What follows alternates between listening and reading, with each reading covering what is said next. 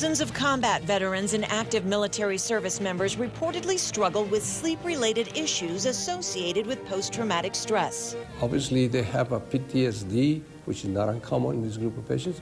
Some medications will help them a lot.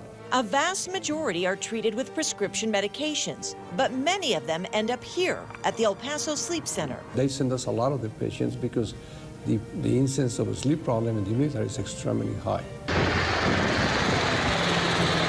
Dr. Gonzalo Diaz says a likely more prevalent sleep-related issue in the military actually has nothing to do with war and PTSD.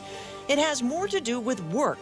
He says although the military is very structured, sleep patterns often change with assignments, locations, deployment, and responsibilities, and that can set off chaos in a service member's internal clock.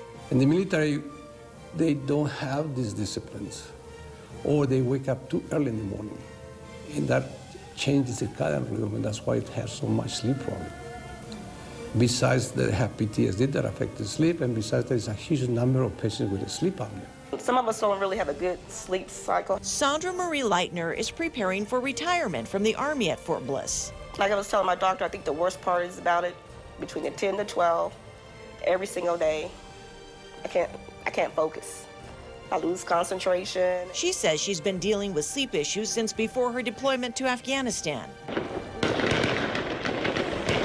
Most of us are usually up around 4:30, 5 o'clock. If you're dual military, you're up. If you're a single parent, you're up. Leitner was eventually diagnosed with sleep apnea.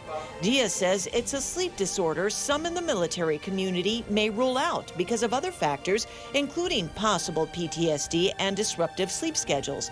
And he says there's a deceptive aspect to sleep apnea that keeps people from even knowing they have it. Anybody who wakes up at night and falls asleep in less than 1 minute, you will not remember the next day.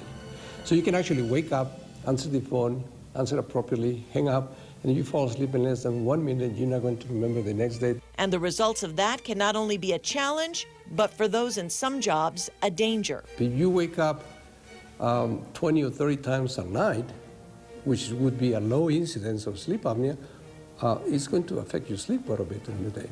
Diaz says the best way for active military and veterans to take the first step in ensuring their sleep is to make their sleep environment ideal. That means no TV, no lights of any kind, no phones, no pets. You use the bed only to fall asleep and nothing else. Only for sleep and sex and nothing else. The next step is to go to bed and get up at the same time every day. If that doesn't help, get help. KFOX 14, Carpe Diem.